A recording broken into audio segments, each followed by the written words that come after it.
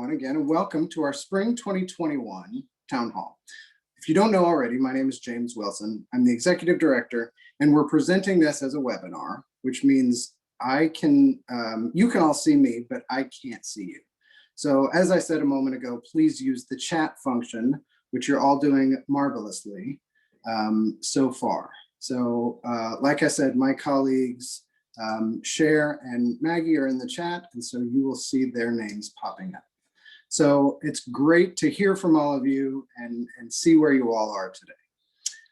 At the end of the session today, we would like to spend time answering your questions.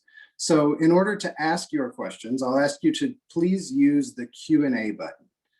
The Q&A button will queue up questions for us, and then we'll answer them at the end of it.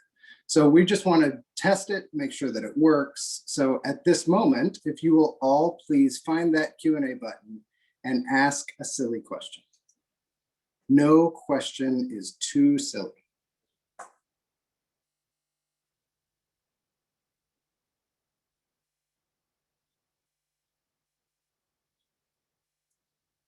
Brilliant. I always get a beard question. I've been growing this beard for a while. It's sort of ironic because I don't have that much hair, and now it's all down here, which is funny. I'm looking forward to nice weather, nice warm weather. Oh, these are great. Okay, I am thrilled that everybody has found the Q&A button. We'll do our best. We're going to clear off all these silly questions, and then we're going to do our best to answer all the questions at the end of the time, the real questions. So as I'm speaking, if you have a question that you want answered, please put it in the Q&A and we will address them at the end, as much as we can. Okay, so first off, why are we here today? We're here to talk about the GallopNYC community. And I think frankly, it's one of the best things about GallopNYC. We have a thriving group of people that ride, volunteer, donate, and just generally support us. We as a community are closer when we're informed about what's going on. Today's town hall is a chance for you to hear from us and from us to hear from you. We'll talk about our programs. We'll update everyone on changes that COVID has brought about, and we'll discuss opportunities for volunteering. We'll talk about our horses, of course, including some updates on some of our rehome horses. And then I'll share news about our upcoming events, some of our campaigns, things that we're doing to help raise money. And then we'll finish by answering as many questions as we can in the time that we have. Please put your questions again into the Q&A, and we'll answer those at the end. So I want to start by answering questions, or sorry, nope, that's at the end. I'll start by talking about programs, the reason that we're here. We are at this moment offering riding lessons, both therapeutic and recreational. We're continuing to focus on riders that don't need significant physical support. We started riding again last year in mid-June, and we haven't stopped since, offering more than 4,000 lessons. We're continuing to offer private lessons, one rider, one instructor, but we're excited to begin thinking about returning to group lessons in the future. We're still exploring how to most effectively make that return, but we feel strongly that the social aspect of riding together is something that was sorely missed last year, and we want to begin to get it back. I myself take riding lessons, and I take both private and group lessons. I really enjoy the camaraderie that happens in my group lessons. After a year of solo activities especially, it's really, really nice for me to be around others. In order for group lessons to be effective, we will have to make sure that everyone in the group has similar riding experience. Group lessons are less effective when everyone rides at a different level. There are factors that we have to take into account to ensure that we can return to group lessons safely and effectively, but we are committed to making that happen. This spring, we have lessons happening at 4 different locations: Forest Hills, Lindenwood, Brooklyn, and the Bronx. The bulk of our lessons is happening at Forest Hills and Howard Beach, our own locations. In the Bronx, we have therapeutic writing programs and programs for veterans happening. And in Brooklyn, we've expanded to 2 days a week versus 1 last fall. In terms of program specifics, I want to touch on some of our non-therapeutic writing programs as well. We're excited that our job skills program at this moment has 3 people working in the barn. This program was originally developed in part with support from the Marinoff Family Foundation and the FAR Fund, and offers employment opportunities to people with disabilities from our community. The goal is to teach skills needed for a job anywhere, not a job in a horse barn. We're starting this program thoughtfully, training some of our staff members to be job coaches so that they can effectively teach our newest staffers the skills that they need to succeed. We're continuing to recruit participants for this program, primarily through our rider and volunteer community, and plan to hire 3 more people in the next 8 weeks. Our leadership program, with generous lead funding from the New York Community Trust, was created to teach leadership skills to young people with disabilities. In the first year of the program, before the global pandemic, we focused on working with groups from schools. Obviously, the school groups are not participating at this moment, but we've had success shifting this program to invite all of our teenage and young adult riders to participate. We know that horses are really effective teachers, and in order to be a good horseman or horsewoman, you have to be a strong leader. Inviting a wider group of participants for this program is a really exciting step for us. Our hippotherapy program is expanding, and we're happy to welcome 2 new hippotherapists to our roster, Victoria and Gabby. Be on the lookout for them working with Diane, either in Brooklyn or in Linden. As an aside, you might recognize Victoria. She's been a therapeutic riding instructor with GallopNYC for years. She worked primarily at the Bronx, and she's recently completed her training as an occupational therapist. Today, she's a certified hippotherapist, and we're so happy to have her working in both of those roles. Finally, I want to call attention to our veterans program. We had many new veteran service members join our program in the last 6 months, and I'm really excited to see all of the new faces. We're offering in-person programs for veterans at both our own facilities in Queens and our partners program in the Bronx.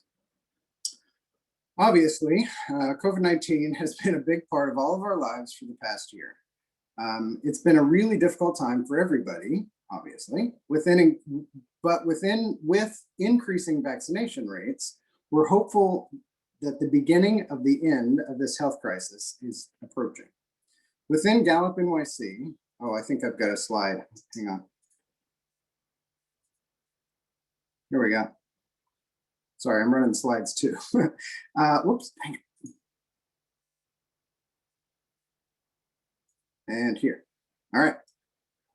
Within GallopNYC, we're aiming for 100% vaccination rate, and I'm proud to say that about 68% of our staff have had their first dose, and another 8% have an appointment for their first dose. That leaves us with 24% that we still need to get vaccinated. We know that our community includes people that might have a compromised immune system or even might not be able to get vaccinated. And so we will continue to encourage all of our staff, everyone that can, to get vaccinated. We're excited that we're here. Nothing about the past year has been normal, but I'm sure you're asking yourself, when does GallopNYC go back to normal? Well, we've been asking that a lot. On one hand, normal is obviously different now than it once was, but we at GallopNYC know that we want to begin to build up our capacity again so we can change the lives of as many New Yorkers as possible. Ever since our return to riding in June 2020, we have been slowly increasing capacity so that we can ensure sustainable success as we build ridership. This spring, we're growing our ridership once again. In April 2021, we had about 150 lessons, or we will have about 150 lessons a week, compared to 6 months ago in October, when we only had about 120. Not a huge increase, but an increase nonetheless. We are also transitioning riders into skill-based groups for lessons, which is something we were working on in the pre-COVID days to maximize the program's impact. As I mentioned earlier, more similar riders riding together makes more efficient lessons for skill development. Also, it's more fun. More riders need more instructors. And unfortunately, we've had a few that moved on in the past year. Right now, we're increasing training of instructors to be able to continue, increase instructors in training to be able to continue the number of lessons we offer. We have 5 instructors in training right now, and then we've got 4 more in the pipeline that are about to get started. So we're also beginning to think about working with therapeutic riding students on the trails at Forest Park. We want to get riders out of the arena when we can to give the controlled arena space to others. Obviously, moving into the park is going to be a challenge, but it's something that we want to begin to think about. So I will now go there and go here, and now we'll talk a little bit about volunteers. Our volunteers have always been a really important part of our community, and today each one is more important than ever. While we can't have as many people volunteering on site as we once had, we still have a tremendous need for engagement. You might be wondering how you can get involved again, and there are lots and lots of ways. The first is on site. We need experienced lead walkers at all of our locations each day that we do lessons. We have opportunities for volunteers to learn how to lead walk coming up, and that information will go into the chat so you can sign up. For those of you who would like to volunteer off-site, we have opportunities for you virtually as well. We're seeking virtual administrative support, which includes tasks like answering calls and messages, mostly messages pertaining to our frequently asked questions, sending waivers to riders and volunteers, doing data entry. We'll teach you all you need to know. So if you're interested, please email Cher with your availability. We're going to drop her email into the chat as well. During this time, when we have to limit the number of people on site, we're taking our time to revamp our corporate volunteer program. We have some really interesting ideas on engaging our corporate partners both on site in small groups and virtually, and we're excited to share those. Our Director of Community Engagement, Cher, is in the process of reaching out to our existing partners to set up a time to talk about what a specifically tailored experience we can offer to our partners. If you're interested in becoming a corporate or community partner, please reach out to Cher. We just put her email in the chat, so send her a note, please. One more way that our volunteers, or really anyone else for that matter, can get involved are our online horse education programs. These programs are taught by one of our GallopNYC experts, and they allow people to both learn about horses and connect with like-minded people. Catherine is teaching these lessons, is one of our certified therapeutic riding instructors, and a very knowledgeable and experienced horsewoman. She leads the group through extensive horse education lessons. The group meets every other Thursday via Zoom, of course, and is free, of course. We hope you'll join. We'll put a sign-up link in the chat. It's all going in the chat right now, everyone. We've always relied on our volunteers to help support our riders and our horses. While COVID-19 has temporarily changed some of the ways that our riders help, we are thankful for every one of them. And we look forward to having more and more people on site assisting our therapeutic riding lessons as time goes by. I want to turn our attention to our wonderful horse partners. Our horses are a key part of our efforts to change the lives of New Yorkers.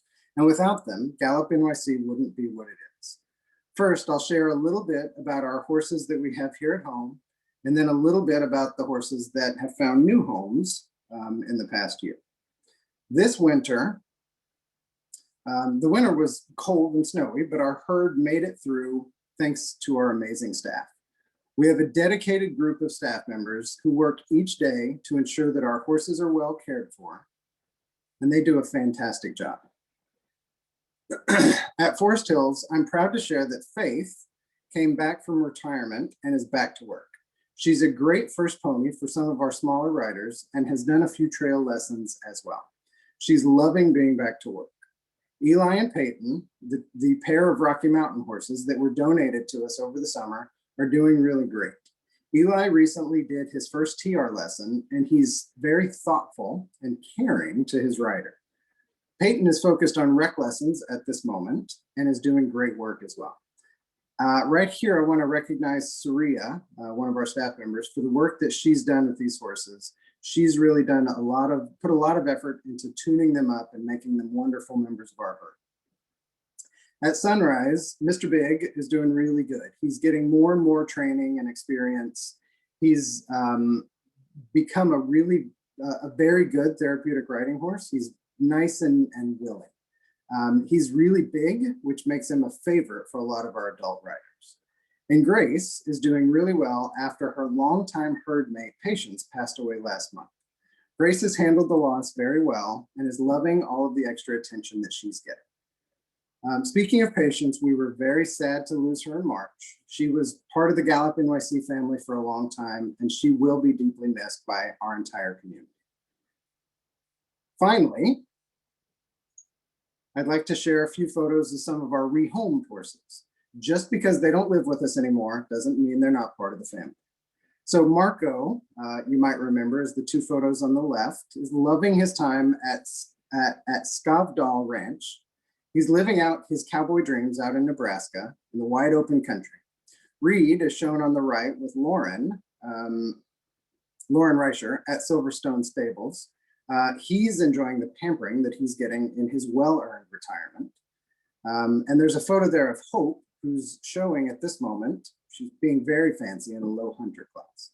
So we are so thankful for all of our horses. We love all of our horses, whether they're here or there. And we're grateful to be able to partner with them, to be able to change so many lives of so many New Yorkers.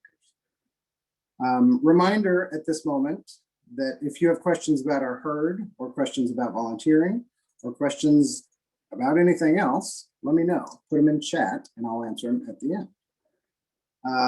So at this moment, I'll change slides and I want to talk a little bit, dang it. I'll talk a little bit about some of our upcoming events and some of our fundraising efforts. As I'm sure you all know, the funds that we raise help to support our riders that might not be able to afford riding lessons, and they help to support our really wonderful horses. Speaking of our horses, I'm excited to be launching our Horse Heroes Society today. Last year, at the beginning of the pandemic, we had hundreds of people step up and support our horses. We were overwhelmed with people's kindness and generosity. Today, we're offering our community the chance to become a GallopNYC champion by supporting GallopNYC with a monthly gift. With a recurring donation in any amount, even $5, you will become a member of our Horse Heroes Society. You will receive periodic photo and video updates about the horses that you're supporting, invitations to special stakeholder events, and acknowledgement on the GallopNYC website. For more information, please visit the link in the chat. Nice. Also this year, we're excited to announce that our in-person horse show will return at the end of June.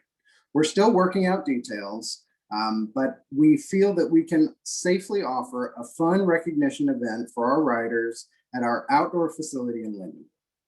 Save the dates, June 26th and June 27th. That's a Saturday and a Sunday. And finally, I'm super excited to announce that the GallopNYC Barn Dance will return as an in-person event in early October. We're making the move across the East River, and we'll be holding the event at a venue in Battery Park on October 7th. There will be a live stream component as well. So if your tuxedo is still at the dry cleaners, you can join us from the comfort of your living room in your sweatpants. At this time, I've been speaking for what seems like an hour. Not really, but it seems like it to you, I'm sure. So I want to open up the floor to questions. As I said, we'll answer as many of those as I can.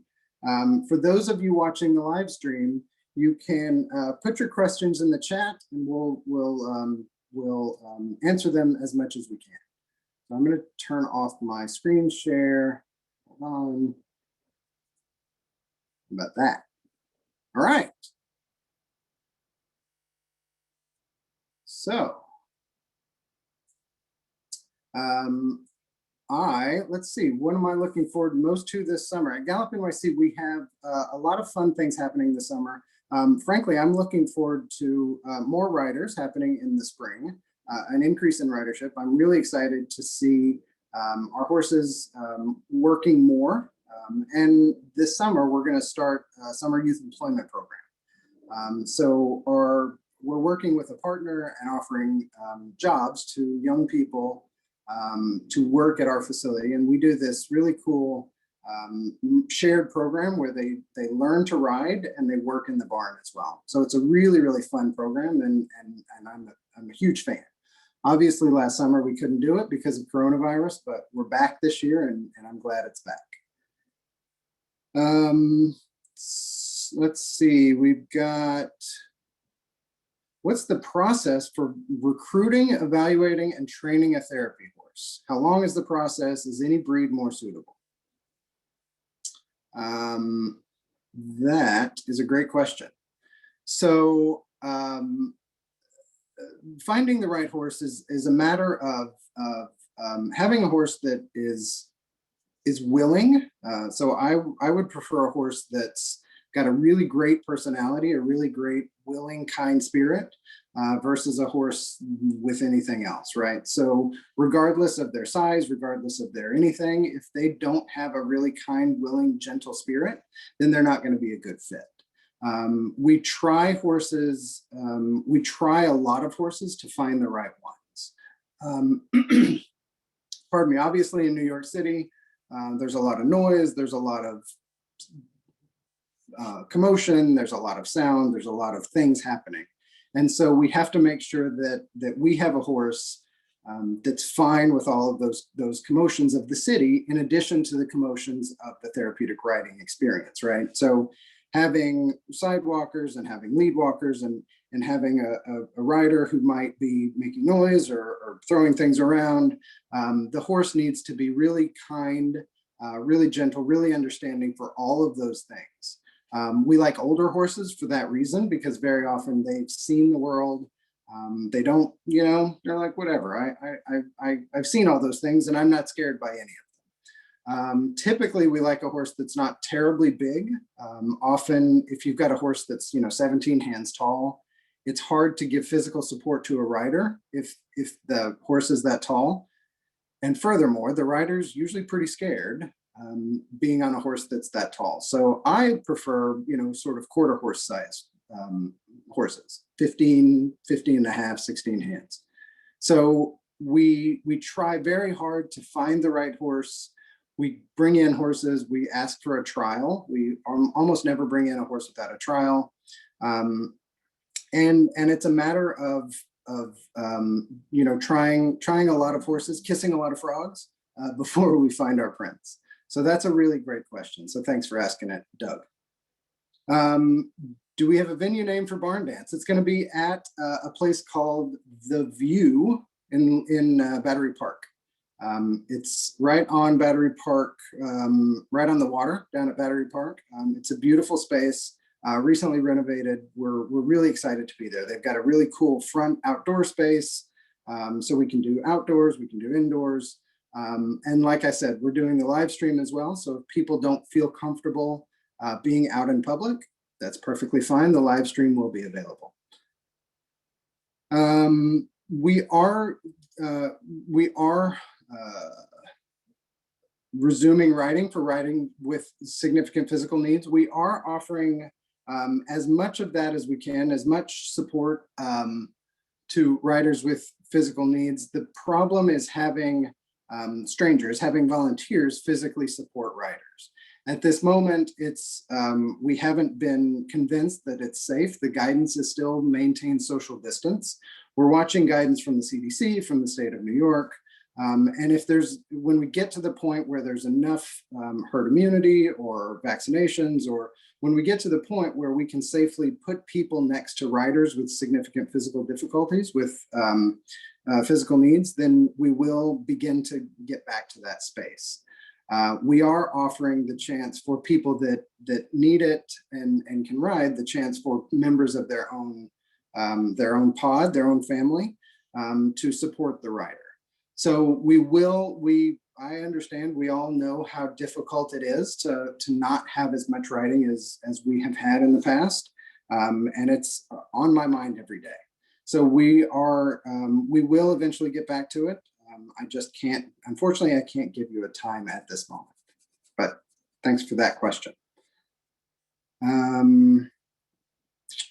Will Gallup virtual support like it offered clients? I'm not sure. Look at some virtual support like it offered. Oh, so virtual lessons, Reshma, is that some virtual programs?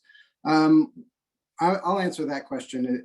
If that's not what you had meant, then say it again. But we do have some virtual programs. I mentioned the virtual horse education program that we have going.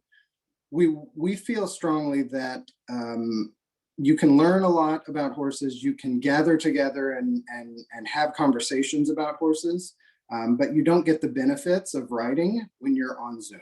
Obviously, you can't ride a horse via Zoom. So we offer our visitor program is running a couple of days a week at our barns. That's a chance, it's a safe chance for you to schedule time to come and be with the horses and get whatever you want. You just want to hang out with the horses, that's cool. You want to learn how to lead walk, we can do that. You want to groom, perfectly fine. So that visitor program is a really nice way for you to come and get some of that horse time. And then I encourage you to join the virtual programs that we do have going, the horse education programs, in order to have that sort of group togetherness time that our community is so happy to have.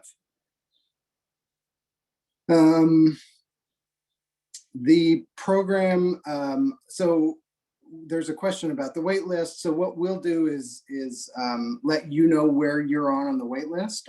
As I said, I did mention that we're looking about how to expand the program. We have no definite plans at this moment to get back to our 400 riders a week or 600 riders a week as we have in the past. But we are looking at expanding once again, and we're going to do it as safely and as quickly as we possibly can. I understand that the wait list is painful. It's painful for me every time I look at it. And we're doing everything we can to try to expand. I would recommend once again that you sign up for that, the barn visits, because that's a really great way to come to the barn, see a horse, get some time outside of your house and Zoom. How is funding coming along? Funding is coming along good. That's a great question, Eric, thanks. Funding is very good. It's always, a nonprofit is always a challenge to bring money in, but I'm very fortunate, and we're all very fortunate that we have such a strong community of people who are really excited to help. Last year, I was blown away by the amount of support that we got when we had to relocate some of our horses. We got a bunch of our foundation partners and a bunch of our individual donors really stepped up and said, we want you guys here. We want to make sure you survive. I was really moved by the amount of support that we had last year. As we move forward, I'm encouraged by the campaigns that we have now. We had a very strong barn dance last year. I'm really excited about the barn dance this year. We're kicking off this, the Horse Heroes Society. So I'm encouraged about our fundraising efforts, and I'm really, I'm happy about our community, because I know that our community is not going to be one that lets us down. So thanks for that question, Eric. I love it. I love talking about funding. Let's see. So glad that Gallup remains strong and continuing to grow. What are some of your proudest accomplishments in the past few years and long-term goals for Gallup post-pandemic? That's a great question, Ben. I love it. Okay, proudest accomplishments. I'm proud of the work that we've done opening up our own facilities. In Howard Beach, we took a facility and we've made some really nice improvements. It was a really lovely spot, and if you haven't been there, I really highly recommend you come out, especially now that the trees are blooming and it's really pretty out there now. But we took a spot that was really nice and we've made it nicer. We've made it nicer for the horses. We've made it nicer for the people. And I'm proud of the work that we've done out there. We've got a huge contingent of volunteers who are there, who helped us to make the initial changes. And there's not one of those things that we did that we could have done by ourselves. We rely on volunteer teams. We have relied on volunteer teams to do a lot of the work. And it's been great to see that space come alive with kids riding and horses moving around. I'm really proud of that space.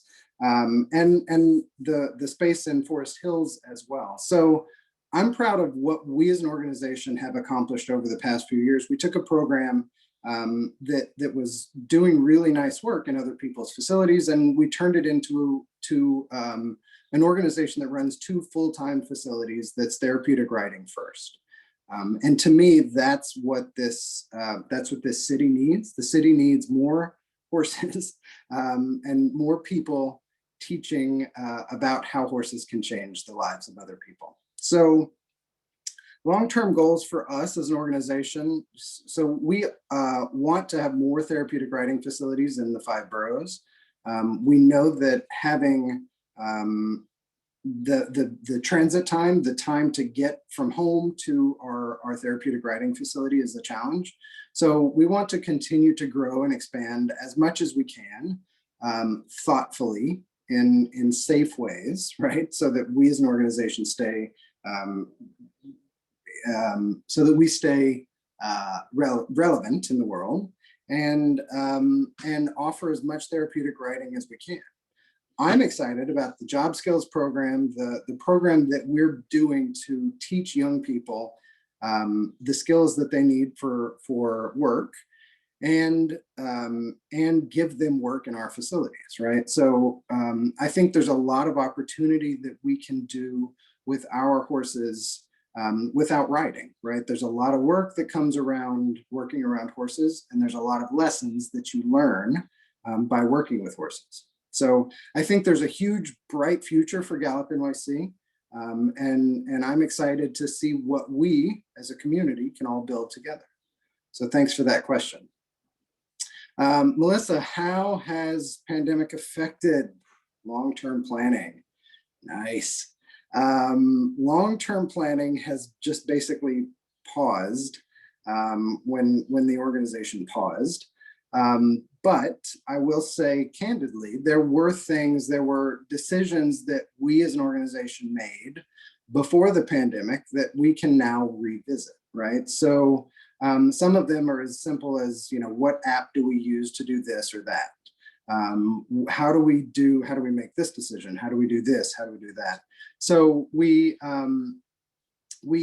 are able to now take some of those decisions that we made in the past and sort of rethink them. At this moment, the board of directors is engaged in a strategic planning process, and it's a 6-month, 5-month process where we're looking at all of the different aspects of the organization, and we're going to come up with a revised strategic plan by the spring.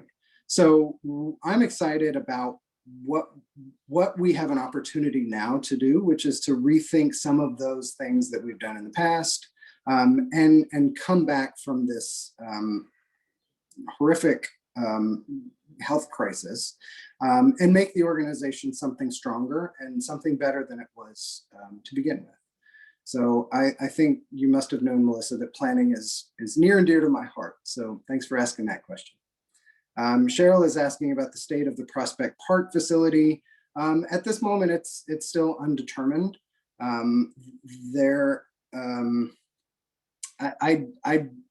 Everything was obviously put on pause last year. And I'm not certain where everything is happening in Prospect Park. So I think I'm going to have to put a pin in that and say to this group that I will address that question as soon as I know something.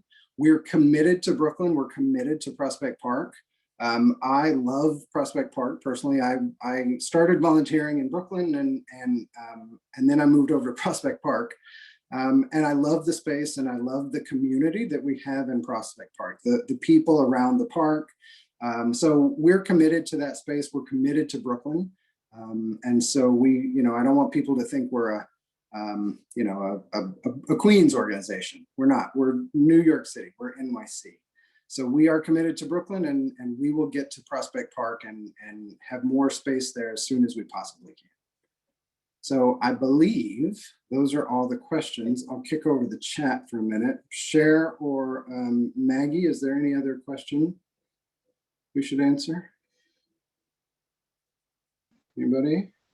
Nothing from Facebook. Nothing from Facebook. Got everything on the Zoom. All right. Well, I will, I guess, move on and close this up. Oh, late question. In the Bronx, do you have, so we have therapeutic riding happening in the Bronx, and we have veterans programs happening in the Bronx. The Bronx facility is operated at a commercial stable. So it's owned, that stable is owned by one of our partners, one of our community members. And so we only can offer limited lessons there, but we do offer therapeutic riding and we offer veterans programs. So hope that answers your question. If not, send us an email, info@gallopnyc.org, or I'm just James at gallopnyc.org. So I'd like to thank everyone for your questions and for taking the time tonight to be a part of our Spring 2021 Community Town Hall. I hope you feel a little more connected to our horses, our riders, and our work. I want to finish today by asking each of you to share one thing. Share the way that you're going to make the GallopNYC community stronger. Our community comes together over a mutual love and respect of the power that horses have to change people's lives, and we have to all work together to make our community something that we're proud of. So please tell your story to one of your friends. Commit to volunteer once a week, or commit to becoming a donor. Will you ask at work about coming as a volunteer group, or maybe you'll even sponsor the barn dance? There are no small roles in building our community. I'll ask if you share with us in the chat what your commitment is, and let's keep this conversation going on social media. Use the hashtag #BelieveInAbility to share your commitment. I do want to thank you all one more time for joining, and I'm gonna answer this one last question. Actually, somebody asked if we have ever considered New Jersey or tri-state, and I will say that we are GallopNYC.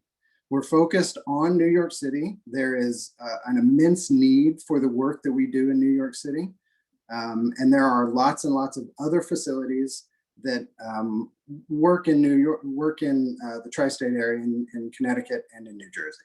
So we know that there's a lot of need. I'm happy to help connect people to other organizations, but we are focused in New York City, and we're going to stay focused in New York City. So look at those commitments. I love it. Learning how to be a better rider. Genius. All right, guys. So I would ask you to use our hashtag #BelieveInAbility. Share your commitment with the organization. Share the commitment to the community. We together can make this a better place, a better community, a stronger community, and one that will survive forever. So thank you once again for being here tonight. I think this has been a really great time. You ask amazing questions, great questions. And I look forward to seeing you all out at the barn very soon. Thanks, everyone.